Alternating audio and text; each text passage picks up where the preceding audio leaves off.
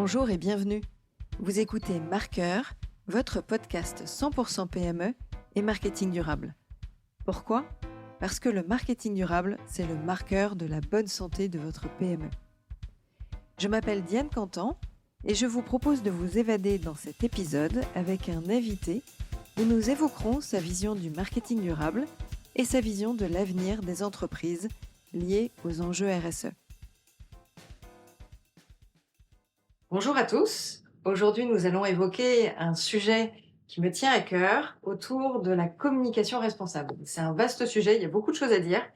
Et donc, sur cette thématique, j'ai voulu faire appel à un spécialiste, à un expert du sujet, qui a son agence de com, que j'ai rencontré au Salon Pro Durable. Alors, pas rencontré réellement, mais j'ai suivi une des conférences et je me suis dit, tiens, celui-là, il faudrait qu'il fasse partie de mes invités de podcast. Et donc, je fais appel à Thomas Parouti aujourd'hui pour nous parler de ce vaste sujet. Bonjour Thomas. Bonjour Diane. Alors, est-ce que tu peux te présenter pour les auditeurs et après tu parleras de ton agence? Alors, je m'appelle Thomas Parouti, je suis papa de 3 enfants extraordinaires, j'ai 51 ans et je travaille dans la communication depuis à peu près 25 ans. Depuis 25 ans, j'accompagne les marques et les entreprises dans leur stratégie de communication. Et alors, ton agence? Donc, j'ai créé l'agence Mieux il y a 14 ans, en 2009. Voilà, et depuis 14 ans, notre métier, c'est d'accompagner les marques et les entreprises sur leurs enjeux de communication responsable et de communication autour des enjeux RSE. Pas mal de com interne en fait, pour sensibiliser les collaborateurs, embarquer les collaborateurs, les acculturer, leur faire comprendre que l'entreprise est en train d'évoluer. Donc ça représente à peu près 40% de notre activité. Ensuite, évidemment, de la communication externe pour expliquer aux clients, aux fournisseurs, aux distributeurs, aux élus, au territoire, au grand public, la stratégie RSE de l'entreprise. Et après, parfois, on travaille sur des produits. Quand on fait de la com sur Vélib ou un produit bio ou un produit recyclé, recyclable, durable chez Decathlon, c'est de la com produit classique. Voilà, comme externe plus comme produit, ça représente les 60% restants. Donc, aussi bien des clients sur des thématiques générales, mais avec un axe quand même tourné autour du responsable ou de la RSE, et des entreprises qui ont pour vocation ou pour mission des produits ou des services à valoriser sur ces thématiques-là. Ouais, Ça. 100% de nos missions, 100% de nos clients sont vraiment sur des enjeux RSE. C'est-à-dire que si une entreprise vient chez nous avec zéro sujet RSE, ou alors veut faire de la communication responsable alors qu'elle n'a pas de strat RSE, on va lui dire que c'est pas la peine de travailler avec nous et qu'elle a le choix parmi 2000 agences parisiennes. Donc nous, vraiment, c'est exclusivement des sujets RSE. Ça peut être des rapports RSE, on en fait quelques-uns, comme des semaines du développement durable qu'on va pouvoir animer pour certains de nos clients avec leurs collaborateurs, ou des journées mondiales du climat, de la biodiversité, etc. Ou évidemment, à l'année, des clients qui souhaitent parler de leur stratégie RSE auprès de leurs différentes parties prenantes et d'expliquer l'ambition qu'ils ont par rapport à cette stratégie RSE, leurs piliers. Voilà, on va travailler sur un manifeste, par exemple, pour exprimer cette vision qu'ils ont, et ensuite expliquer avec des preuves, des chiffres, parfois des labels, toute leur stratégie RSE, et on va rentrer dans le détail, on va travailler sur leurs éléments de langage, sur leur prise de parole ensuite, sur les différents réseaux sociaux, sur leur site internet, sur leur réseau social interne, éventuellement leur intranet. Voilà, ça peut être des sagas de portraits pour montrer que l'entreprise se bouge et que au sein de l'entreprise, il y a plein de collaborateurs qui font partie de ces acteurs du changement. C'est très varié comme mission. Le seul point commun, c'est de la RSE. On en parlera justement un peu de quels sont les médias utilisés, pourquoi on peut utiliser tel ou tel média et de quelle façon on fait une communication responsable, aussi bien par rapport au contenu, au message, mais aussi sur la partie production et diffusion. Donc on va parler de tous ces sujets-là. Est-ce que, comme ça direct, tu aurais une campagne dont tu es le plus fier ou dont l'équipe de l'agence Mieux est fière? On est souvent fiers de nos campagnes, on est souvent, Heureusement, je dirais. heureusement, sinon on la présente pas aux clients et on continue à travailler. Il y a une campagne dont on est fier parce qu'elle a gagné un prix stratégie, c'est la campagne de Bollinger. Voilà, pour expliquer la strate de Bollinger. On a fait une très belle campagne avec un très beau shooting, avec une super photographe pour, montrer des preuves de leur strat RSE. On a pris en photo, des éléments d'un tonneau par exemple ou des outils qui sont utilisés, pour, justement, maintenir, en état, les tonneaux où on a pris en photo le V utilisé par madame Bollinger. Donc cette campagne, on en est très fiers parce qu'elle a eu un prix notamment et parce que c'est une très belle marque et parce qu'il y a une très belle ambition. Ils sont B Corp là depuis quelques semaines. C'est vraiment une entreprise avec un actionnariat familial derrière et c'est pas c'est un lien souvent, hein, les entreprises avec un actionnariat familial sont parfois plus engagés que les autres, que les entreprises cotées. Après moi, il y a aussi une autre campagne, enfin un autre client, dont je suis très fier, c'est Lexmark, avec qu'on accompagne depuis 6-7 ans. Au départ, on a créé une plateforme digitale pour récupérer les cartouches dans les entreprises en France et aujourd'hui, cette plateforme digitale, parce que développée en mode agile, c'est-à-dire tous les 2 mois, on rajoute une fonctionnalité qui nous a été demandée par les utilisateurs de cette plateforme. Voilà, on est tous formés à l'agence Mule Scrum Master, on sait tous ce qu'est l'agilité au sens, vrai du terme. Et aujourd'hui, cette plateforme, elle récupère dans 30 pays des cartouches et des imprimantes dans les entreprises et chez les particuliers. Donc, on remonte un nombre de cartouches hallucinant qui sont toutes recyclées, reconditionnées et remises sur le marché. Donc, on participe vraiment à l'économie circulaire de Lexmark, qui gagne d'ailleurs pas mal d'appels d'offres dans les entreprises grâce à ça, parce qu'ils ont une énorme plateforme. Et typiquement, ils travaillent avec, par exemple, la Poste. Il y a des imprimantes Lexmark dans beaucoup d'agences de la Poste, dans beaucoup de bureaux, et toutes ces cartouches qui sont utilisées sont ensuite reconditionnées. Si elles sont en fin de vie, elles vont être recyclées complètement, mais dans la grande majorité, elles sont lavées, re-remplies et remises sur le marché avec une marque qui est Evergreen, sur laquelle on travaille aussi. Donc là, on a un impact, réduction du bilan carbone de Lexmark qui est vraiment très, très fort et c'est peut-être une des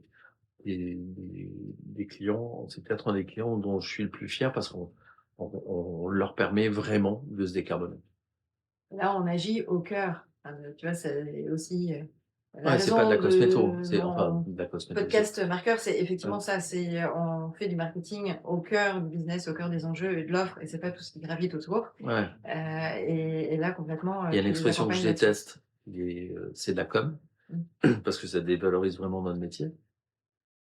Là, effectivement, on est dans le produit, dans le service, voilà et par ailleurs, ils développent et ils lancent fréquemment des imprimantes et des cartouches d'impression qui sont de plus en plus, décarbonées, avec de plus en plus de matières recyclées qu'on récupère grâce, là aussi, à cette plateforme digitale. Mais on est vraiment dans l'efficacité, voilà, c'est pas, juste une campagne de Mmh. bannière ou un joli film sur le site internet. On est vraiment Mais dans le moteur. ouais, complètement. Alors justement, ça me fait rebondir sur, selon toi, quels sont les enjeux et les rôles des marketeurs et des communicants aujourd'hui, par rapport à toute cette, thématique et sur les années à venir? Mais il est fondamental. La communication est un accélérateur.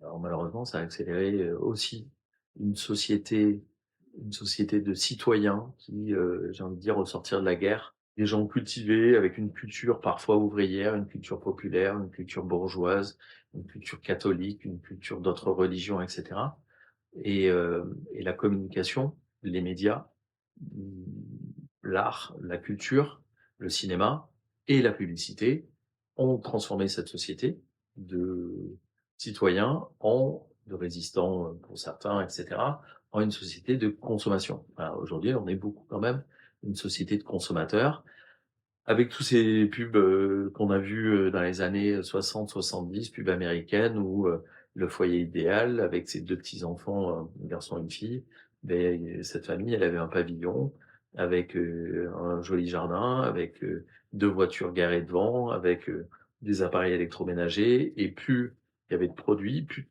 il y avait de consommation, plus il y avait de propriété, plus la famille semblait heureuse. Et donc on nous a un peu trompés là sur cette, thématique-là. Et aujourd'hui, quand on voit, des influenceurs à Dubaï et cetera, alors je connais pas bien le sujet, j'ai un peu zappé, Je me tiens pas au courant de toutes les nouvelles, mais globalement, on est quand même beaucoup encore dans une société de consommation. Et la réussite d'un footballeur, c'est en fait la taille de l'avion qu'il va avoir maintenant. Donc c'est assez terrible. Alors qu'en fait, on n'est pas obligé d'être propriétaire d'un avion pour être heureux, a priori. Voilà, donc le rôle des communicants et des marketeurs est d'embarquer maintenant la société vers une société peut-être de déconsommation, en tout cas, où le bonheur est plus important que le nombre de produits dont je suis propriétaire dans mon pavillon. Voilà, donc le rôle de la communication et du marketing doit forcément évoluer, et donc du coup, voilà, c'est un rôle qui doit être pris par les agences, par les annonceurs, et il faut réagir parce qu'on sait bien qu'on a dépassé des limites planétaires, qu'on consomme trop, que le jour du dépassement est de plus en plus proche dans le monde du mois de juillet et en France de début mai, et au Qatar du 15 janvier, etc. Donc on consomme beaucoup trop. Donc il faut se poser des questions sur notre consommation et sur notre bonheur. Qu'est-ce qu'on veut dans la vie? Est-ce que c'est des liens sociaux? Est-ce que c'est être heureux avec ses enfants? Est-ce que c'est aller voir des spectacles? Ou est-ce que c'est acheter, Posséder quelque chose, posséder quelque chose? Voilà. Après, c'est une vraie problématique et un enjeu que les entreprises, proposant un certain nombre de produits, doivent s'interroger et se questionner parce que, typiquement, ça peut remettre en cause leur business model ou leur futur, chiffre d'affaires ou vente. Parce que, à un moment donné, on se dira: «Bah non, finalement, ce produit-là, n'a pas une utilité ou n'a pas une durabilité, à plus long terme». Donc ça, effectivement, ce côté, le bonheur, je suis complètement d'accord. Tous Et les alors, grands il y biais. a il y a un très bel exemple, parce qu'on mesure la satisfaction des clients depuis toujours, Mmh. quand on est un bon directeur marketing, directeur communication. Mais, il y a un très bel exemple, qui a été, mis en place par, Decathlon récemment, qui est, le système de la location. Ils ont lancé une offre qui s'appelle WePlay Circular, Ouais, avec je un trouve ça top. Belge à sa tête qui s'appelle Luc Ternink, ou un nom comme ça, à peu près. Je parle pas flamand et je m'en excuse. Qui a donc lancé un modèle où pour 25, 50, 75 €, on a le droit d'avoir chez soi 400 € de matériel Decathlon, 1 000 € ou 2 500 € de matériel. Donc du coup, les produits sont euh, réparables, sont bien entretenus. La condition, c'est de rendre le matériel dans un bon état. Si je veux aller faire du kayak, mais que j'ai 4 VTT chez moi, mais je vais aller le samedi matin chez Decathlon, je vais rendre mes 4 VTT, je vais prendre des kayaks, je vais faire du kayak pendant tout le week-end, et le lundi matin, quand je reviendrai ramener les kayaks, je pourrais récupérer mes VTT, ou s'ils ont été prêtés à quelqu'un d'autre ou loués à quelqu'un d'autre, je vais pouvoir en prendre d'autres, si possible d'occasion évidemment à chaque fois. Et ce qu'ils ont mesuré, c'est la rentabilité du projet, et elle est forte. La réduction du bilan carbone de cette offre, elle est forte, mais aussi la satisfaction. Et la satisfaction est très forte, dans la mesure où les utilisateurs de cette offre WePlay Circular font 2 fois plus de temps de sport et 2 fois plus de sports différents. C'est-à-dire qu'une personne qui fait 2 heures de running tennis, beh, va essayer le badminton, va essayer le kayak, va faire plus de sports, des sports plus variés, et va pratiquer le sport 2 fois plus longtemps par semaine. Et il va prendre beaucoup plus de plaisir. Donc là, je trouve que c'est hyper intéressant, parce qu'on passe vraiment d'un modèle de la propriété vers l'usage, et avec des taux de satisfaction qui sont très importants. Donc c'est certainement une offre qui vont massifier un peu partout chez Decathlon, et qui sont hyper motivés et toujours à fond, Ouais, et ça à fond la forme. évidemment. Les slogans qui Qui marquent marque et qui des années fonctionnent. 80. Ouais. Là, on est, complètement, en phase sur cette notion de prestation de service, en tout cas de penser différemment. Heu, on voit sur la location avec, du matériel de bricolage ou d'autres choses comme ça. Est-ce que c'est utile d'avoir un appareil qu'on va utiliser 2 fois dans l'année et qui va, On utilise une stagner perceuse, quelque part, dans la cave et cetera? ouais, une perceuse, et utiliser 8 minutes dans toute sa vie de perceuse. Ah, c'est Ce bien. produit est fabriqué certainement en Chine. Donc pourquoi on a tous une perceuse chez nous? Moi, j'en ai pas, parce que je ne rigole pas et je refuse. Mais est-ce qu'il faudrait pas une perceuse par quartier, un Karcher par quartier? Moi, je supporte pas et ce type de produit qu'on utilise si peu et dont tout le monde est propriétaire. Donc, c'est clair. Il y a des Et le roi collectivités qui, investissent là-dessus ou même des groupes de quartiers, bien sûr, qui échangent sur ce sujet-là. ouais. Est-ce que tu peux évoquer, quelques stéréotypes de la pub? Tu as parlé, de la famille entre Mmh, guillemets «parfaite» mmh. avec sa belle maison et sa belle villa. Il y a des changements en termes de publicité que les agences, et les médias et les annonceurs aussi, commencent à se dire: «Il est temps de changer de paradigme» et cetera. Tu peux en citer quelques-uns? Alors, le problème de la pub, c'est qu'on a 20 secondes ou 30 secondes. Donc, par définition, on va utiliser des stéréotypes, des caricatures pour que le message soit compris. Donc, si on pense à un pêcheur euh, qui va aller en mer pour ramener des poissons qui vont être fabriqués en surimi, ben, on pense tout de suite à un mec qui a une chemise écossaise, bien costaud. Voilà, c'est ce qui avait été utilisé pour faire émission sur sa superbe campagne Venez vérifier. Donc on utilise des caricatures et le problème, c'est qu'on utilise des caricatures qui ne vont pas dans le sens du développement durable. Typiquement, pour lancer une voiture, on va mettre un homme conduit seul au milieu d'un grand paysage. Alors ça peut être, un pont avec la nature autour et on va, domestiquer la nature, hein. L'homme est supérieur à la nature, donc on va montrer la force, la puissance de l'homme dans sa nouvelle voiture extraordinaire, au milieu de l'environnement. Donc ça, c'est une caricature qu'on retrouve très souvent. Une seule personne, un homme, pour le lancement d'une voiture. Hem, Ça a pas mal évolué quand même sur les stéréotypes, on va dire de type sociaux, c'est-à-dire il y a de plus en plus de diversité. Les couples sont pas automatiquement, hétérosexuels et cetera. Donc il y a des évolutions. Mais il y a encore, le pavillon, la représentation d'un plat, mais il va être carné. Donc il y a un super boulot qui a été fait par une association qui s'appelle l'EPE, Entreprise pour l'environnement, qui regroupe, beaucoup d'entreprises du CAC et du SBF 120 qui sont plutôt des très grands annonceurs, au sein de l'EPE, mais qui ont travaillé là-dessus et donc ils ont publié, un livre justement pour dire: «Il y a 10 stéréotypes qu'il faut combattre».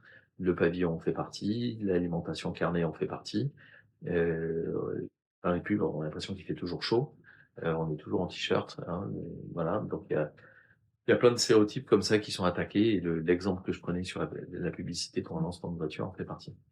Et maintenant, il y a aussi, l'APF qui vérifie, les publicités et notamment sur les véhicules, de favoriser la mobilité douce ou de se dire: «Si c'est pas un véhicule électrique, interdiction de montrer des beaux paysages», comme tu dis, d'avoir au moins, une sensibilité au covoiturage, donc de montrer plusieurs Mmh. personnes dans le véhicule. Il y a un certain nombre de règles qui vont devenir un peu, évidentes dans les pubs, de ces prochaines années. Ouais, mais le monde de la publicité a créé cet organe d'autorégulation pour éviter d'être régulé, en disant: «Vous inquiétez pas, on gère le problème». Je trouve que c'est pas très ambitieux.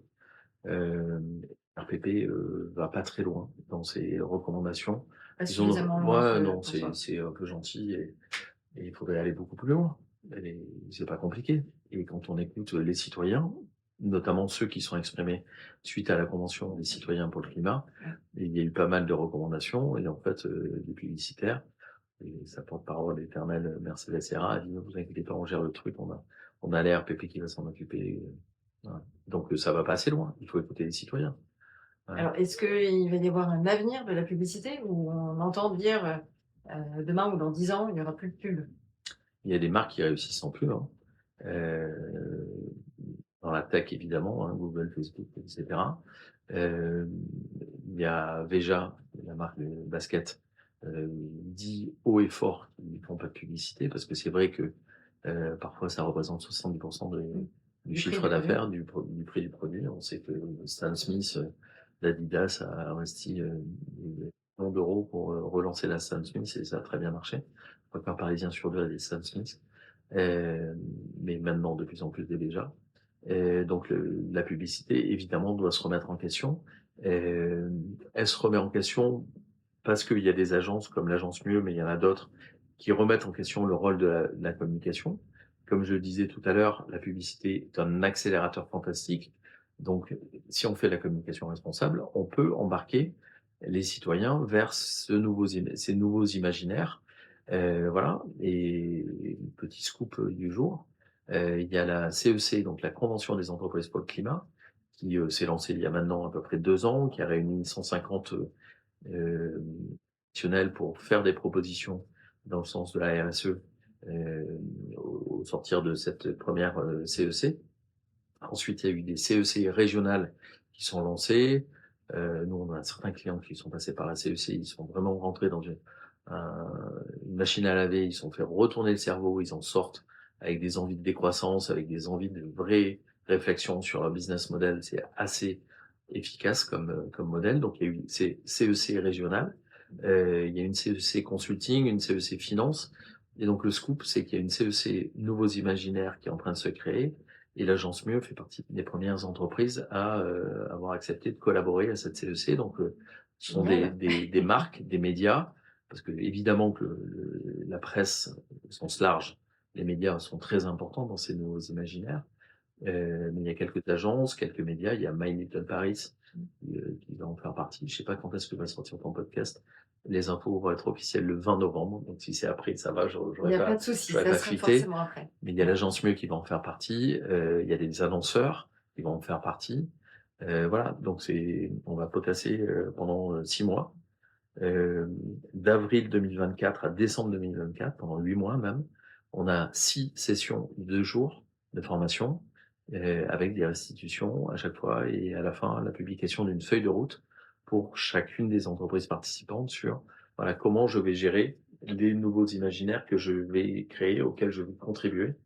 Voilà, évidemment, on espère qu'il y aura plein de belles entreprises qui sont intéressées par ce sujet et qu'il y aura des belles feuilles de route qui vont sortir. Mmh.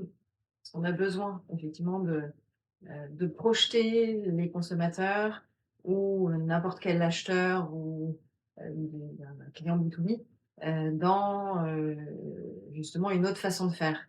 Et ça nécessite une conduite du changement qui peut être vive, violente, avec un déni, un refus de changer dans cet acte-là, mais on en a besoin de toute façon si on veut arriver à 2050 à nos 2 tonnes par Français et bon, pas une neutralité carbone, mais en tout cas pour les entreprises d'y arriver le plus possible. Ouais, Tu parlais tout à l'heure de la publicité et des montants faramineux de budget publicitaire et c'est vrai que j'en reviens souvent à penser, dans les axes marketing, tu as les 4 P, mmh, enfin les 4 fameux, avec, cette notion de prix et pour moi, ce qui est important, c'est aussi d'aborder, quand on fait du marketing responsable, d'aborder le prix juste et effectivement, dans mes réflexions, c'est de me dire: «Est-ce qu'il y a besoin d'autant de budget lié à la publicité ou à toute cette, partie marketing communication?» Qui sont impactés dans le prix et au final, le consommateur, qu'il soit en B2C ou en B2B, le client, a un prix qui n'est pas totalement, juste, si je mets des guillemets par rapport à qui ça ne correspond pas à la valeur du produit. et qui correspond pas à la valeur du produit. Est-ce que, ça, c'est quelque chose qui va être encore entendable dans les mois ou les années à venir ou est-ce qu'il y a quelque chose qui va forcément se réguler? Tu en Il penses y a quoi? de plus en plus de marques refusent quand même de participer à cette course à l'échalote, à cette promo permanente.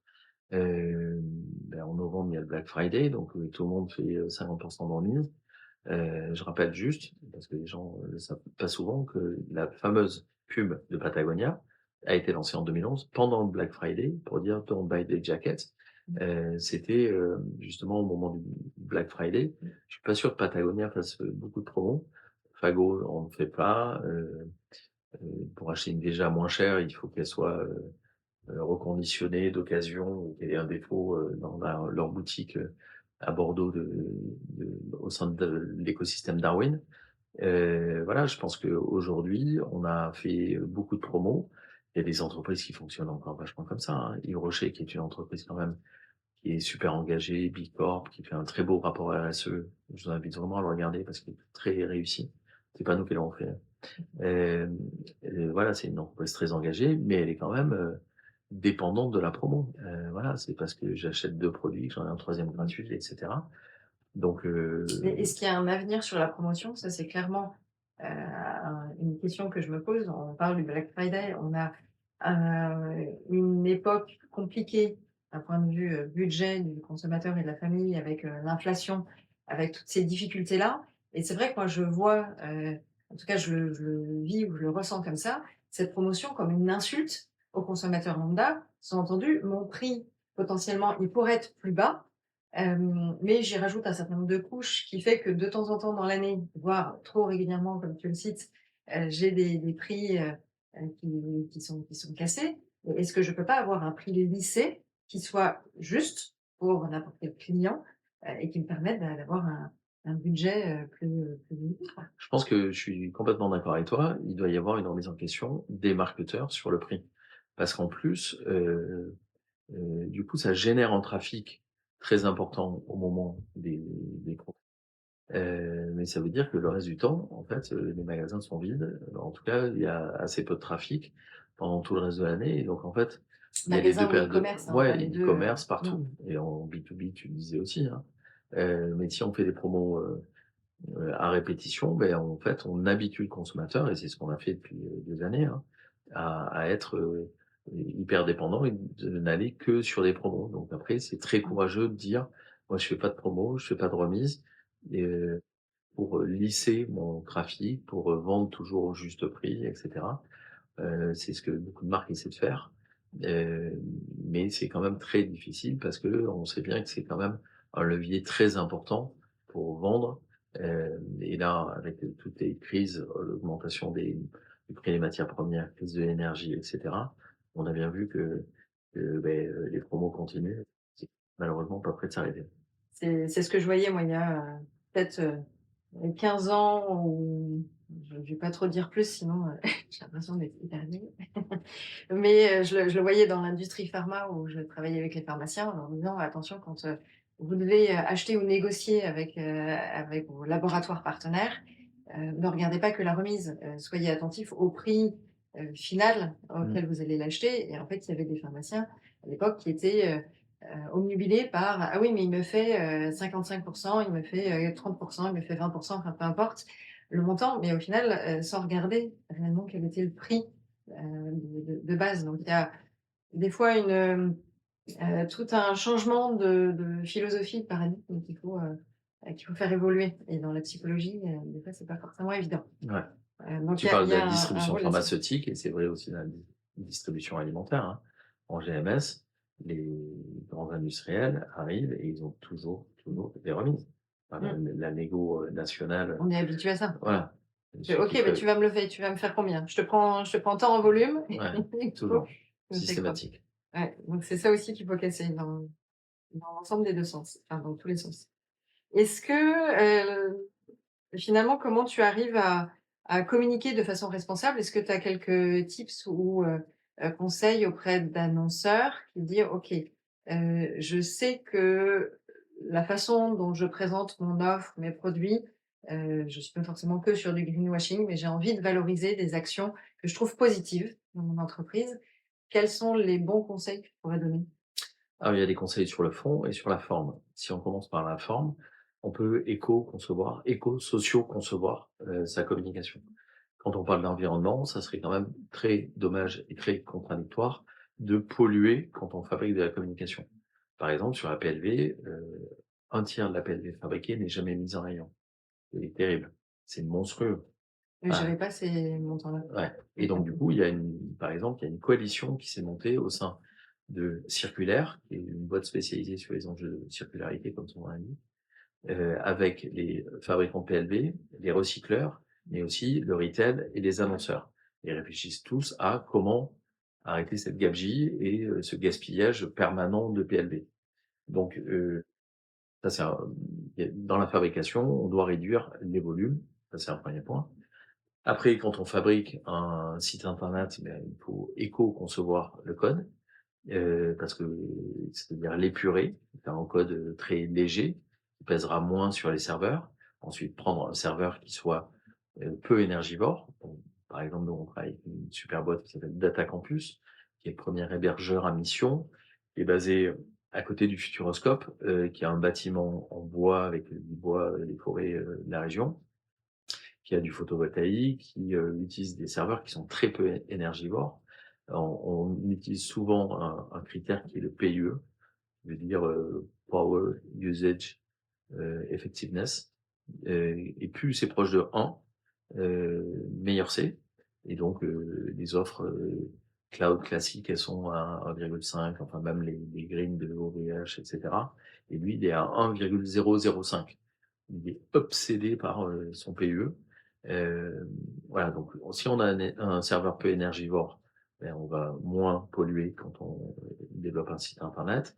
Sur les sujets d'impression, c'est assez connu, puisque aujourd'hui il y a de plus en plus d'imprimeries qui sont labellisées Imprime Vert.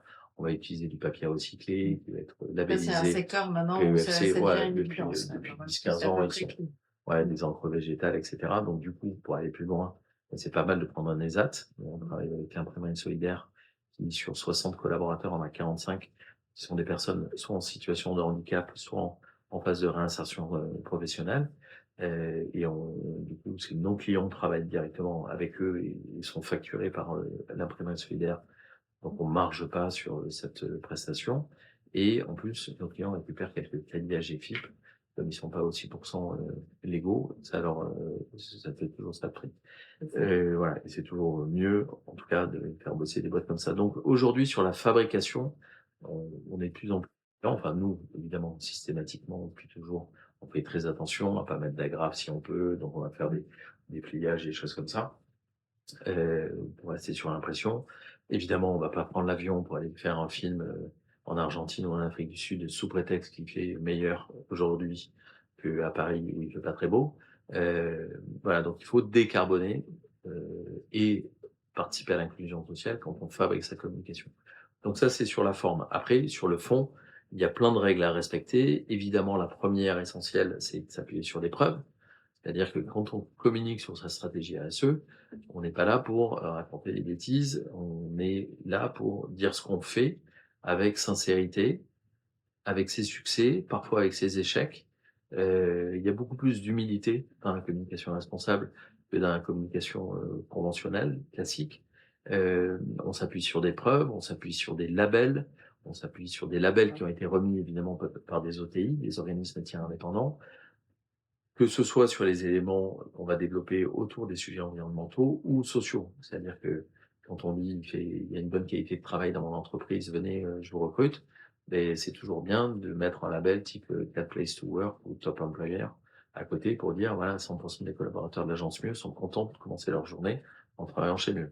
Je suis très content de ce chiffre-là, évidemment. Mais ça a été validé, prouvé par un questionnaire anonyme qui a été envoyé à l'ensemble des collaborateurs, 60 questions par Great Place to Work, et c'est eux qui nous ont fait la restitution. Évidemment, sur les labels, aujourd'hui, il y a des labels spécifiques à des secteurs. Donc, par exemple, AB, agriculture bio pour les produits alimentaires, Imprime Vert sur les imprimantes. Il y a des labels sur les imprimeries, pardon. Il y a des labels sur à peu près tous les secteurs, sur la cosmétique, sur les plages, pavillon bleu, hein, sur l'hôtellerie, clé verte, qui sont des labels qui sont pas très connus et pourtant qui sont vachement utilisés par les professionnels, qui sont vraiment utilisés pour s'améliorer. Donc c'est vachement intéressant ces deux labels. Voilà, donc sur tous les secteurs. Et après, il y a des labels, on va qualifier d'ISO 26000, hein, global RSE, avec celui de Lucie qui existe depuis pas mal de temps et qui évolue pas trop, en tout cas qu'on voit assez peu. Il y a celui de l'AFNOR qui est assez classique, utilisé plutôt par les grandes entreprises, donc la RSE engagée. Et après, il y a deux labels. Il y en a un qui est très connu, qui est Bicorp, et très sexy, très belle com de l'association Bicorp dans le monde entier, en France en particulier, et tout. Donc il y a plein d'entreprises, certains de nos clients, je parlais de Bollinger, mais on travaille aussi avec UPSA, qui va être Bicorp dans quelques jours. Ensuite, il y a un autre label que moi j'aime beaucoup, et c'est celui qu'on a décidé de sélectionner, et sur lequel on s'appuie pour progresser, qui est Positive Company, qui est un label français. Voilà, et je considère que la France est quand même en avance, enfin je considère, tout le monde Tout le considère monde que la le dit. France Enfin, est en beaucoup le avance. disent. En général, on est classé 3e sur les sujets RSE derrière un ou deux pays scandinaves, mais on est loin devant l'Allemagne et très loin devant les US. Donc un label français, je trouve ça très bien. Surtout qu'en plus, il interroge 100% des parties prenantes. Nous, il s'avère qu'on est en cours de démarche de relabellisation Positive Company, et 100% de nos clients, de nos fournisseurs et de nos collaborateurs ont reçu le questionnaire. Je pense que c'est hyper important parce que sur Bicorp, quand tu dis je paye mes fournisseurs dans les temps, et tu prouves ça avec un document de ton expert comptable qui dit: «Bah, oui, évidemment, l'entreprise paye ses fournisseurs à 45 jours». Sauf que quand tu les interroges, parfois c'est pas toujours le cas. L'expert comptable a produit un document qui respecte la loi et c'est normal. Mais, parfois il y a des fournisseurs qui sont payés à 3 mois, 4 mois, 6 mois. Et là, quand on les interroge chez Positive Company, ils nous disent s'ils sont payés, à 45 jours. Nous, il s'avère que les freelances sont payés, dans la semaine. Mais ensuite, les fournisseurs sont payés à 45 jours parce qu'on est payé à 45 jours, et cetera. Et en l'occurrence, on a assez peu de fournisseurs, sur lesquels on fait essentiellement du conseil et de la matière grise. Voilà, mais je trouve que ce label est quand même super intéressant. Donc typiquement, s'appuyer sur des labels est une façon de faire de la bonne communication RSE. Il y a d'autres règles pour faire de la bonne com RSE, travailler avec ses parties prenantes, avec ses opposants même. Voilà, et je pense qu'il y a beaucoup de marques qui devraient rencontrer beaucoup plus souvent leurs leur Greenpeace à eux, ou L214, et cetera. Parce que c'est une vraie façon de progresser, et les entreprises qui l'ont fait ont beaucoup progressé. Travailler évidemment avec ses collaborateurs, parce que si c'est pas validé, par l'interne, il faut surtout pas communiquer en externe. Travailler avec ses clients, aussi je pourrais reparler de Decathlon qui fait plein de choses avec, son club de co-création, où toujours les clients sont en.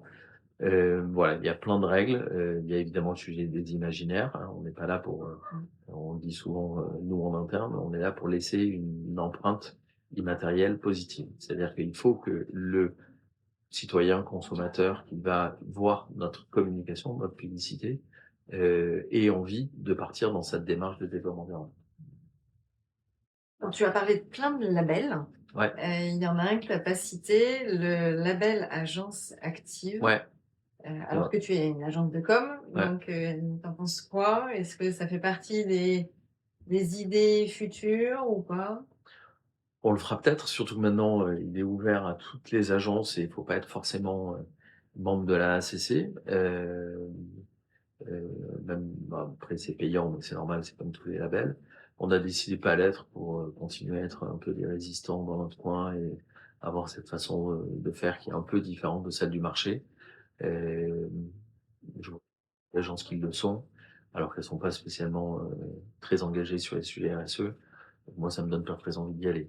C'est pour ça que c'est la raison pour laquelle on n'y est pas allé. Voilà, on préfère s'appuyer sur un label qui est, hyper sérieux, qui s'appelle Positive Company. On sera peut-être B Corp un jour, parce que c'est quand même, un point de reconnaissance, et ils ont une très belle notoriété, même si, comme je te l'ai expliqué, hein, je considère que c'est moins ambitieux que Positive Company. Mais, voilà, un jour, on sera aussi peut-être, RSE, agence active. Et alors justement, tu cites, en disant voilà, on fait déjà des choses, qui sont peut-être plus loin que ce que d'autres font. Est-ce que tu peux citer, quelques exemples? Tu m'avais parlé de l'acronyme Merci. Là, Mmh. aujourd'hui, les locaux de l'agence Mieux, c'est sur une péniche. Qu'est-ce que Alors la tu peux me péniche raconter sur tout ça? péniche fabriquée en Île-de-France. Je ne sais pas si, le fait d'être sur une péniche, nous rend plus RSE ou moins RSE que d'autres. Non, on a notre, stratégie RSE. L'acronyme MERCI, c'est vraiment comment on communique sur le carbone. On communique sur la mesure, sur l'évitement, sur la réduction, sur éventuellement la contribution, on appelle aussi la compensation carbone. Voilà, j'ai acheté des crédits carbone pour, entre guillemets, effacer les traces que j'ai laissées.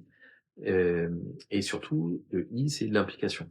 L'implication à, travailler sur MERC, sur, globalement la réduction, et la stratégie de décarbonation. Voilà, alors chez Mieux, il s'avère qu'on fait notre bilan carbone, on a fait 90 tonnes, une énorme partie sur les 90, et il y a 22 tonnes qui sont vraiment sur notre périmètre. Ensuite, il y a 68 tonnes, qui sont, sur auprès de nos fournisseurs. C'est-à-dire quand on travaille avec des freelances, avec une boîte de dev, avec des boîtes de prod, il y a des indicateurs à chaque fois qu'on paye une facture. En fait, on prend un gros coup de carbone. C'est, hyper important, alors qu'en fait, on les connaît, nos fournisseurs, et en fait, ils sont très peu carbonés, mais bon, c'est le calcul du bilan carbone est comme ça. Donc nous, on a fait 80 tonnes, on a compensé avec des crédits, carbone qu'on a achetés, qui sont triple certifiés. VCS, enfin voilà, les standards internationaux de crédit carbone. Et on participe à la reforestation et à la préservation de la biodiversité, notamment des orang-outans dans une forêt en Indonésie. Voilà, mais l'objectif avant tout, c'est de réduire. Mmh. La bonne Oui, parce nouvelle, que quand on parle de compensation, bon, pour moi, ouais, le premier truc, c'est en mode bullshit, c'est, ouais, du coup, je peux continuer, ouais, ma petite vie sans rien changer et évidemment. je compense. Ouais. Non, le fait marquant, c'est qu'on soit passé de 13 tonnes par collaborateur à 4,46 tonnes. Ah oui, c'est énorme. Donc c'est une grosse réduction. Alors il s'avère que bon, nous on fait pas de tournage en avion, etc. Et par exemple, on avait fait 10 tournages pour le groupe La Poste on avait mesuré le bilan carbone de nos 10 tournages qu'on avait fait. Alors depuis, on en a fait beaucoup pour le groupe La Poste. Et les 10 premiers, on avait fait 120 kilos de CO2, ce qui est ridicule. Planter un arbre à 3 euros. Parce que pour aller à Marseille, à Bordeaux, à Saint-Étienne, à Marc-en-Barœul et un peu partout en Île-de-France, on avait pris les transports en commun ou notamment le train pour aller à Marseille, etc. Et on avait fait très attention à ce qu'on avait mangé le midi, voilà, plat végétarien et tout. Donc on avait vraiment fait l'exercice un peu de façon jusqu'au boutiste. Mais c'est un peu comme ça tout le temps, hein. C'est-à-dire que là, tu vois, on est sur une table que nos auditeurs ne peuvent pas voir, mais c'est une table d'occasion On voit. en bois, avec Nickel. 2 fauteuils club qui sont quand même très vieux, Oui, que je j'ai vois. acheté que j'ai acheté Il est un peu d'occasion abîmé, là, à côté. aussi au rugby club. Tout le mobilier ici est reconditionné, hein. Mmh. Si tu te balades dans les salles de réunion ou dans les bureaux, tu verras 100% du mobilier est reconditionné. On l'a acheté chez Fairspace, qui est une start-up qui travaille que sur du mobilier éco-responsable. Cette petite table que j'ai à côté de moi, on reconnaît un petit peu des bouteilles de Badois qui ont été recyclées, OK. plein de bouteilles. Donc tous nos achats sont passés au filtre de la RSE. Donc le café que j'ai bu avant de venir, c'est un café joyeux. Voilà, enfin 100% de Tout nos achats, les il produits y a une d'entretien. vraie stratégie au niveau des achats responsables, Oui, après c'est enfin pour nous c'est c'est assez vraiment une limité, évidence. mais Et après on achète très peu. ouais, c'est ça. Et enfin, tout ce qui est ici, c'est soit de la seconde main, soit un achat responsable parce que éco-conçu, etc. Mmh. Voilà. Donc ça fait partie de notre stratégie de décarbonation. Le fait qu'on vienne tous en transport ou en vélo en fait partie aussi. Moi, l'an dernier, j'ai fait 3500 km de vélo. Donc, c'est mes allers-retours entre mon domicile et la péniche. Mais aussi, parfois, je vais jusqu'à Bastille, Austerlitz, etc. Je mets 1 heure pour rentrer à Rueil-Malmaison. Mais j'adore me Mmh. balader en vélo dans Paris. C'est quand même assez extraordinaire. Donc, on fait Un peu attention. dangereux quand même, mmh. Ouais. Non, Madame Hidalgo a fait beaucoup d'efforts pour nous permettre de circuler de Ouais. façon sécurisée. Donc, voilà, on fait attention à tout. C'est presque un jeu. Donc ça, c'est sur la partie carbone, environnement, dans la strate RSE. Après, on fait un peu de pro bono pour certaines associations, notamment une association qu'on aime beaucoup qui s'appelle No Plastic in My Sea, qui, comme son nom l'indique, travaille sur la réduction du plastique à la source et la réduction du plastique ensuite dans les océans, les mers et notamment dans le fleuve sur lequel on est, qui s'appelle la Seine. Donc, on fait des ramassages annuels de déchets où on trouve, l'autre fois on a sorti quand même un canapé, quelqu'un qui a jeté un canapé dans la Seine. On a sorti des vêtements, des baskets, des capotes, des mégots, 8000 mégots la Mmh. dernière fois qu'on a ramassé, hein, dans une bouteille d'1,5 litre d'eau, c'est comme dans une bouteille en plastique, on peut mettre 1500 mégots. Donc on avait rempli 5 ou 6 bouteilles à fond. Donc on a ramassé une fois une pierre tombale, une batterie de voiture. Bah, on ramasse plein de trucs. Donc on fait cet effort-là. Après, donc ça, c'est toujours sur la partie environnement, sur la partie sociale. On travaille sur la qualité de vie, sur l'épanouissement, sur l'équilibre pro-perso. Chez nous, après 19 heures, globalement, il n'y a plus un seul mail qui est envoyé de qui que ce soit. Moi, ça m'arrive parfois de faire quelques mails le soir. Donc, je reporte l'envoi effectif au Un vol lendemain, différé, voilà, au lendemain lendemain 9 9h. heures, c'est pas très compliqué. Évidemment, dans les signatures, il faut marquer que si c'est en dehors des heures de travail, tu réponds quand tu veux. Il y a plein de techniques comme ça. Après, pour l'épanouissement de chacun, on a mis en place aussi, c'est entre guillemets la mesure qui nous coûte le plus cher, 1 mois de congé paternité-maternité en plus du congé légal. Donc voilà, par exemple, Simon a eu un petit-fils, a eu un fils au mois de mai Et donc il a pris, les 28 jours légaux au mois de mai et il est pas reparti un mois cet été en vacances, pour profiter de son fils. Ça voilà Et ça, c'est une et vraie attention ouais portée aux et la collaborateurs. crèche est payée aussi par l'entreprise. Donc ça ça fait partie des mesures qui nous coûtent un peu de sous, mais au moins le collaborateur est serein. Il sait que son enfant est à la crèche et que tout est organisé pour qu'il puisse, travailler sur des horaires, normaux et que c'est pas un iPad, qui va garder son fils. Mmh. Alors justement, tu parles un peu de toute cette communication auprès des employés, des collaborateurs, des équipes. Ça me fait forcément penser à la communication autour de la marque employeur avec, souvent des belles valeurs qui sont créées ou que l'on voit, sur des kakémonos à l'entrée, du hall ou sur le site internet et qui au final, ne se retrouvent pas dans les actions quotidiennes des managers envers ces équipes. Comment tu arrives à déceler la communication avec un futur client pour éviter que ça devienne un peu ce côté, bullshit, de com, RH. Ouais. Alors ça, c'est un vrai problème, une vraie dissonance entre, les valeurs affichées et la réalité et du coup, l'entreprise va pas bien, les collaborateurs se sentent mal et ils nous l'expriment. On le voit bien et donc voilà, c'est assez, rapide de s'apercevoir, cette dissonance entre, les valeurs affichées et la réalité dans la façon dont se comportent, nos clients et on a la chance, en fait, quand on bosse sur des sujets RSE, ça doit inciter les gens à faire plus de RSE d'ailleurs.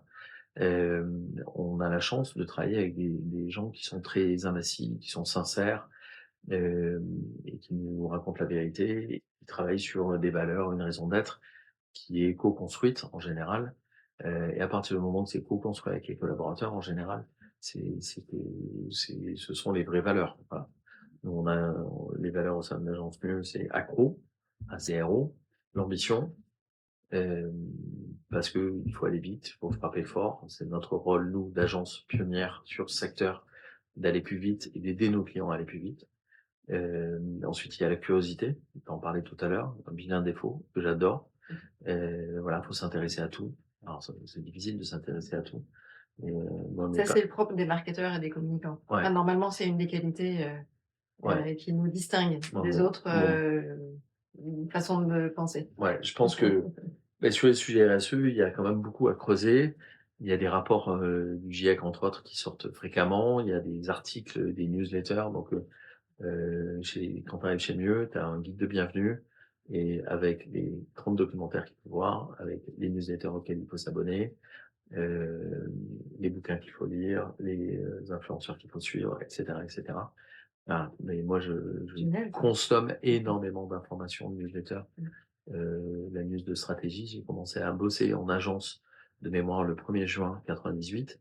Je pense que j'ai lu 98% du newsletter de stratégie, de la quotidienne du matin et C'est vrai? maintenant du Trésor et de celle de CB News aussi. Et après, maintenant, sur les sujets RSE, il y a The Good, il y a Novetic, enfin, il y a plein de Que je newsletters suis aussi. qui sont très intéressantes. Il y a celle des Good qui est pas mal aussi. Un peu plus grand public, mais voilà, celle de The Good, elle est sur le mardi, à chaque fois, ils mettent en avant des entreprises qu'on n'a pas l'habitude de voir. Alors, c'est-à-dire que ce matin, c'était sur la Camif, dont on parle très souvent dans le petit monde de la RSE, Mmh. et sur leur retour d'expérience sur la location, puisqu'ils ont mis en place la location. Mais voilà, chaque mardi, on a des news de nouvelles entreprises qu'on n'a pas trop l'habitude de voir, et moi, c'est pour ça que j'aime beaucoup The Good. Alors Euh, tu parlais tout à l'heure des ambitions curiosité, du coup, il me manque la fin de ouais, l'acronyme. alors R, la responsabilité, mais J. c'est pas juste la RSE, c'est aussi, en tout cas, on pourrait mettre ça dans la RSE si on veut, mais c'est la responsabilité qu'on a vis-à-vis des autres et l'engagement. C'est-à-dire, si moi je dis à un stagiaire, je m'engage à faire ça pour toi dans les 2 jours, il faut que je le fasse. Pareil avec un client, si on s'engage à lui livrer quelque chose dans la semaine ou dans la journée, voilà, c'est la responsabilité, ça va derrière il y a évidemment tous les enjeux RSE, mais il y a aussi cette notion de parole qui est hyper importante chez nous. Voilà. Et ensuite, le dernier, le O, c'est l'optimisme. Euh, Parce qu'il faut qu'on trouve des solutions. Et donc, voilà, il faut être audacieux, il faut tenter. On va peut-être se planter, mais il faut tenter des nouveaux axes de com, des nouveaux insights. Il faut sortir des nouvelles campagnes qui seront peut-être risquées, mais aujourd'hui, je pense que sur pas mal de sujets, c'est très risqué de pas prendre de risques. Donc, faut prendre des risques, il faut être audacieux, il faut être optimiste. Voilà. Donc, ambition, curiosité, responsabilité, optimisme. Mmh. Ça me va bien ces valeurs-là. Elles ont été co-construites, évidemment, avec les collaborateurs de l'agence. Elles ne sont pas sorties du chapeau du fondateur de l'agence il y a 14 ans. J'imagine.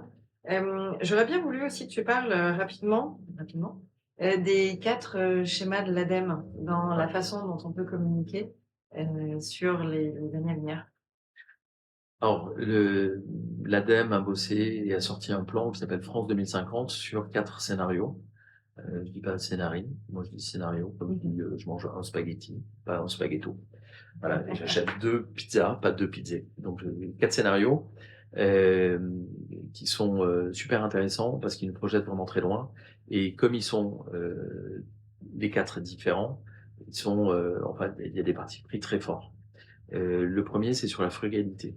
Comment on réduit de partout. Évidemment que c'est une solution. Si on écoute Fabrice Bonifay du C3D, il va dire de réduire. Ça, c'est un premier scénario. Donc, il y a des entreprises qui commencent à parler de frugalité, même si le mot de sobriété, on avait regardé dans 4200 signatures de marques, il n'est jamais utilisé. Hein. Une marque ne promet la sobriété ou utilise l'adjectif sobre. Donc, ça, c'est un premier scénario. Le deuxième, c'est les coopérations territoriales. C'est comment on s'organise localement pour pouvoir mieux travailler ensemble. Comment, dans une zone industrielle, les déchets de l'un peuvent être une ressource pour l'autre. Voilà, on sait qu'aujourd'hui, il y a un gros développement de quelques startups, Innovafeed, Insect, sur la production d'insectes pour la nutrition animale. Aujourd'hui, il faut savoir qu'un poisson, il mange à 70% du poisson. Alors qu'en fait, traditionnellement, un saumon, une truite, ça mange des moustiques. Donc, comment on fabrique des insectes, des moustiques? Et donc, typiquement, la chaleur fatale d'une industrie peut être utilisée pour chauffer ces pièces et aider les insectes à se reproduire. Donc ça, c'est coopération territoriale. Ça, c'est le deuxième. Le troisième, c'est le pari réparateur. Tu vois, c'est peut-être le quatrième. Le troisième, ça doit être la techno verte. Comment la techno va nous sauver? Alors oui, la technologie, les ingénieurs vont nous sauver, mais je crois aussi que les communicants vont nous sauver, ou pas d'ailleurs. Mais en tout cas, la technologie peut être une source de décroissance. Blablacar permet à des millions de Français de se déplacer en étant dans la voiture d'une autre personne. Ça, c'est un exemple de start-up qui permet de réduire le bilan carbone des Français d'une certaine façon. Donc, il y a des technologies comme ça qui vont nous permettre, par exemple, on sait aujourd'hui qu'on peut produire de la chaleur et va capter du CO2. Comment ça marche? La biomasse est neutre en carbone. On met des déchets végétaux dans un four, ça chauffe, ça produit de l'électricité, de la chaleur, ça fait tourner les turbines qui vont aller dans une usine, etc. Très bien. L'avantage de la biomasse, c'est que ça produit un déchet qui ressemble un peu au charbon, qu'on appelle le biochar, et qui a deux qualités. Un, on peut lui associer un crédit carbone, parce que il capte du CO2, du charbon, il y a du crédit, il y a du carbone dedans. Et deuxièmement, c'est un énorme réparateur des terres agricoles qu'on a un peu foutu en l'air pendant 30 ans, 50 ans avec tous les engrais. Et donc, on va l'épandre sur les terrains agricoles, sur les terres agricoles. Et donc, il va séquestrer du CO2 et ensuite réparer un peu ces terres. Donc, cette biomasse, notre en carbone, l'ADEME, va produire un déchet qui a un crédit carbone. Donc, globalement, le bilan carbone de cette production de l'énergie est négative. Donc ça, c'est une révolution. Le GIEC dit qu'en 2050, 20% de la séquestration carbone sera faite à partir du biochar. Donc ça va se développer très fortement. On a accompagné une boîte qui s'appelle Carbon Loop qui a lancé cette solution, qui a commencé à signer quelques deals avec des boîtes.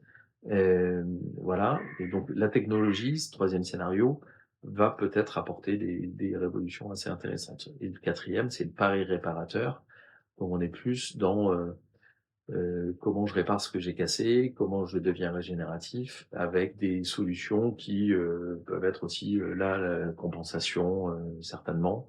Il y a la CEC a beaucoup bossé sur comment je passe du business as usual à RSE partout, à ensuite contributive, entreprise contributive, et ensuite l'entreprise régénérative. Donc, par exemple, Pocheco, qui est l'entreprise qui fabrique des enveloppes, utilise l'équivalent de 100 arbres et ils replantent 150 arbres. Donc, ils sont, entre guillemets, plus régénérateurs que utilisateurs de leurs ressources.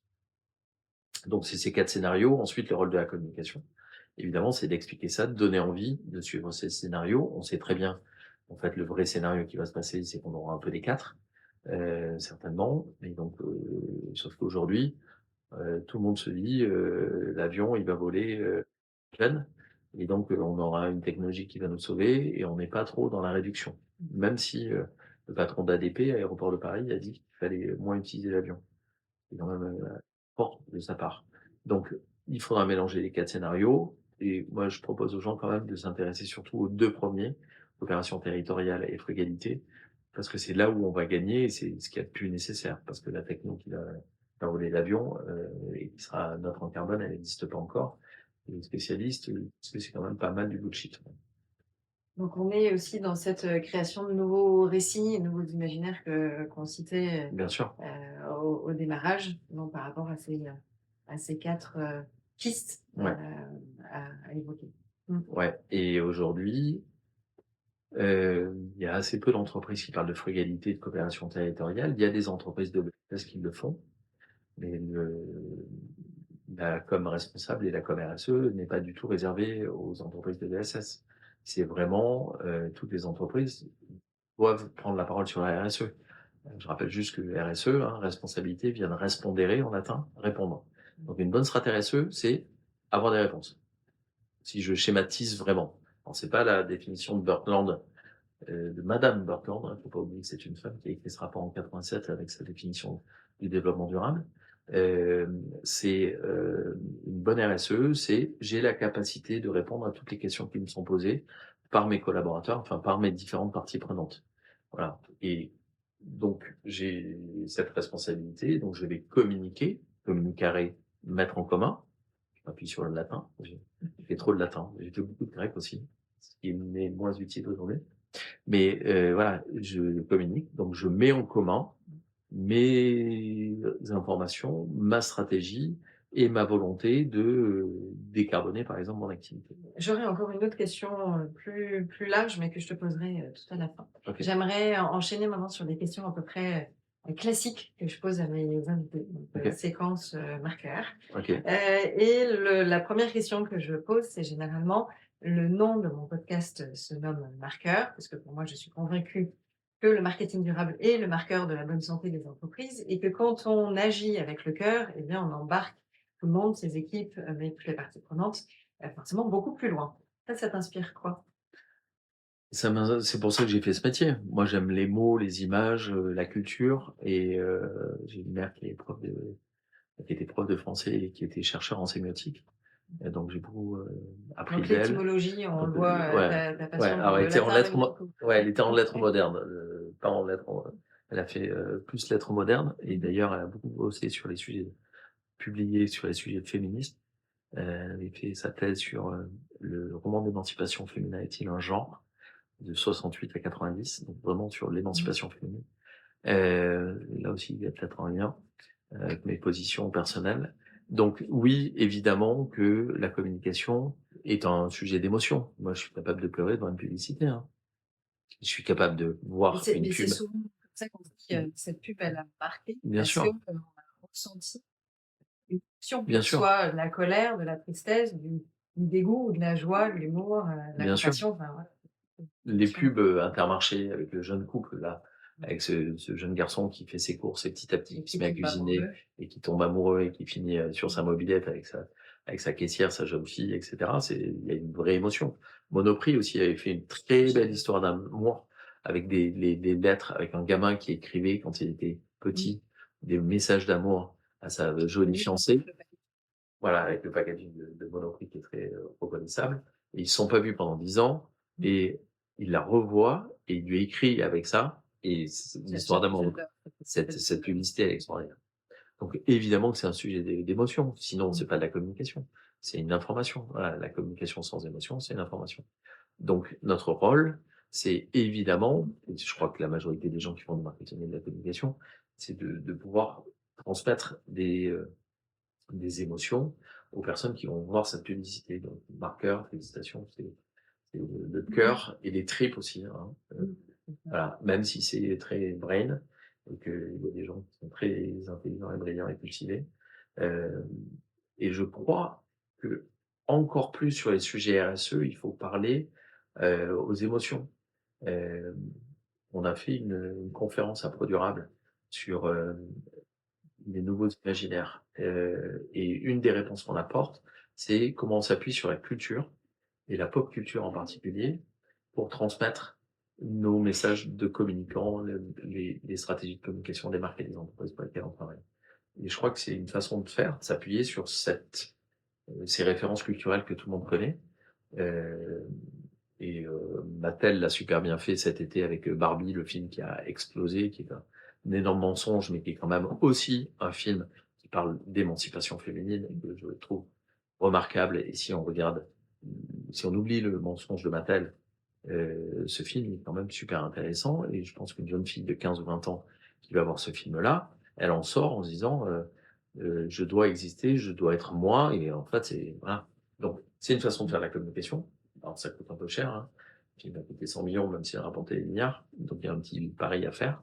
Mais voilà, s'appuyer sur la culture typiquement et sur les émotions qu'elle nous procure, c'est une façon de bien communiquer. Complètement. Alors je mettrai, dans le lien de descriptif de l'épisode, le lien du replay de la conférence de ProDurable, OK, parce qu'elle merci. est accessible donc je vous conseille de l'écouter, de la visionner, elle est, bien détaillée sur tous ces sujets-là. Est-ce que tu aurais un éco-geste, que tu aimerais partager avec nous?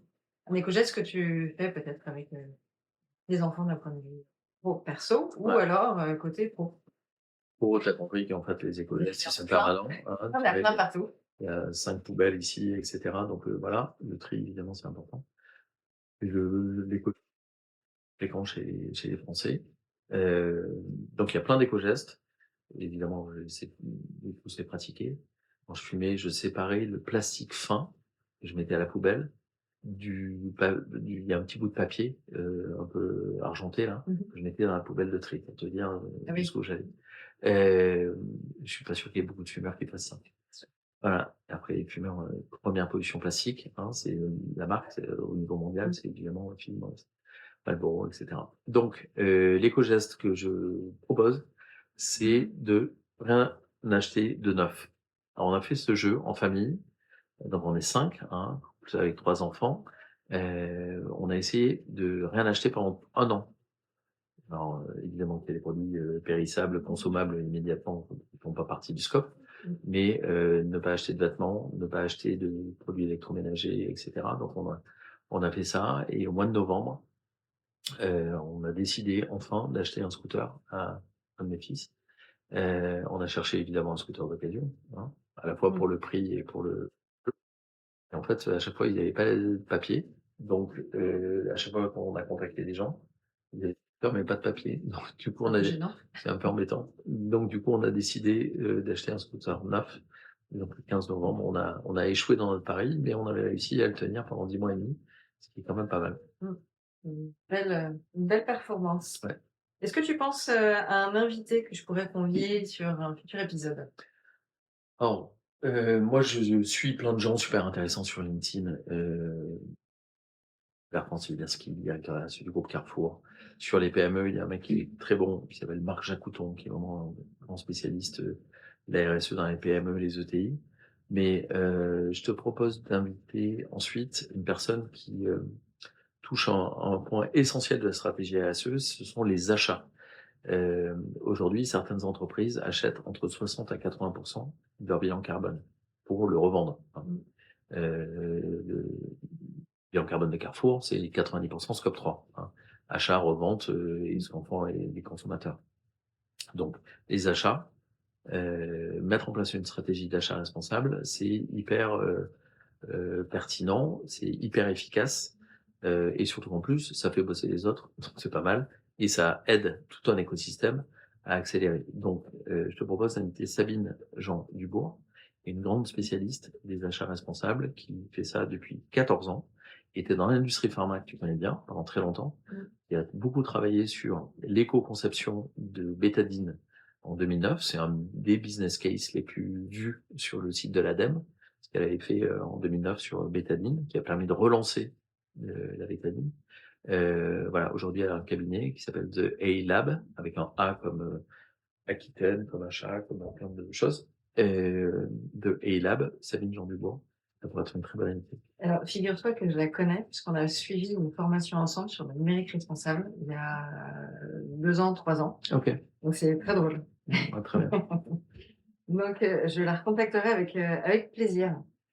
Pour, terminer et clore, notre épisode, j'aimerais que tu puisses nous dire, quelles sont les actualités à venir là sur ces prochains mois. Est-ce qu'il y a des, scoops que tu as envie, d'annoncer? Alors dans le milieu, pareil, hein, dans ton milieu de com et communication responsable. Alors, ce matin, on a gagné un nouveau client qui s'appelle Cerelia. Félicitations. Ouais, on est hyper content. C'est une boîte qui est présente en France, aux Pays-Bas, un peu en Italie et beaucoup et aussi aux US, notamment à Columbus, Ohio. Et il s'avère que hier, j'ai signé le contrat de Sydney chez nous. Il vient de Columbus, Ohio, qui est une fille qui vient de terminer Sciences Po et qui passe en CDI à l'agence. Donc ça fait 2 actus. Mmh. Cerelia, ce sont des gens qui fabriquent des pâtes à tarte, pâtes à pizza, des crêpes, voilà. Dès qu'il y a de la farine de blé, du lait et un peu de flotte, ils travaillent et ils en produisent un peu partout pour le monde entier. Enfin, ils exportent dans le monde entier. Une boîte qui a une très belle stratégie RSE qu'on va expliquer aux collaborateurs. Donc ça, c'est l'actu avec le recrutement de Sydney, Mmh. euh, qui est l'autre actu de la semaine. Après, il y a en fonction de la date, puisque ça sera officialisé le 20 novembre. Donc c'est pas, on est un peu Que avant tu la sais date que d'enregistrement, c'est ça. mais peut-être que le podcast sort un peu après, certainement. Donc l'agence Mieux fait partie avec grand plaisir de la CEC des nouveaux imaginaires. Voilà, en ce moment on travaille sur notre séminaire qui aura lieu, c'est un scoop, les salariés ne le savent pas, t'es la seule à le savoir à cet instant, Chouette, on dira rien. avec Julie, mon associée, et Ludovic, qui est directeur conseil. On va aller au Moulin de la Forge. Moulin de la Forge, c'est un vieux moulin avec des grandes chambres, hôtels, etc., qui est très, très, très engagé sur les sujets RSE. Il s'avère que c'est un de nos nouveaux clients depuis la semaine dernière. Euh, voilà, et c'est l'un des plus beaux séminaires.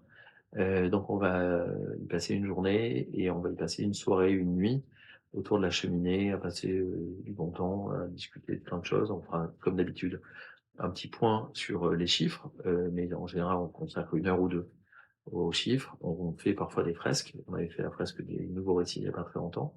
Parfois, on fait un tour de bateau, évidemment, quand on est sur une péniche. On ramasse des déchets, enfin bon, ça dépend. Mais là, ce coup-ci, on va prendre un cours de permaculture, tous ensemble, avec un des ingénieurs agro qui est présent sur le site. Et ensuite, on va cuisiner le repas qu'on va manger le soir avec le chef, avec tous les légumes qu'on aura pu ramasser pendant la journée. Donc voilà, ça c'est Donc les légumes de saison, évidemment, légumes de saison et tout est pensé jusqu'au boutiste. ouais, mais sinon c'est pas rigolo. C'est ce qu'il y a de Mais plus, c'est là où justement, c'est c'est ce qu'il y a de plus intéressant. joyeux en fait. Nous, en fait, s'il y a un message à retenir, c'est que la RSE, ça fait du bien à la tête, ça fait du bien au cœur, Mmh. ça fait du bien aux tripes. Donc voilà, faites de la RSE, vous sentirez mieux dans vos pompes. Quand vos enfants vous regarderont, moi, parfois, certains des enfants de mes amis sont très contents de voir ce que je fais depuis 14 ans.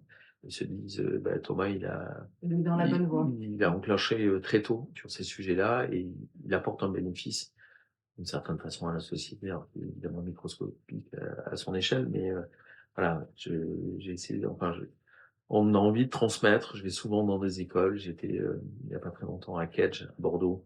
Je vais parfois à Sciences Po, à Dauphine, à HEC, etc. Voilà, on a envie de partager. La RSE, ça fait du bien. Donc plus vous faites de la RSE, plus vous vous sentirez bien. Ça, c'est ce que tu as envie de retenir et de partager aux Mm. aux auditeurs. Moi, pour conclure, j'aimerais aussi, garder ce que tu as dit tout à l'heure. On est là pour laisser une empreinte immatérielle et je trouve ça très beau. Et puis évidemment, ta phrase de la communication sans émotion c'est juste de l'information. Donc on est là aussi pour, partager, des émotions et qu'on retienne les messages et ces, beaux messages à venir. Donc un grand merci Thomas pour le moment passé ensemble. C'était une Merci à toi. super échange, super conversation et je suis sûre que les auditeurs auront, appris davantage sur cette thématique de communication responsable. Grand merci, à très bientôt. Merci beaucoup, c'était un vrai plaisir. Merci d'avoir écouté ce podcast Marqueur. J'espère que les propos de mon invité vous ont inspiré. Si vous avez apprécié ces échanges, n'hésitez pas à vous abonner à Marqueur et à liker l'épisode. À très vite!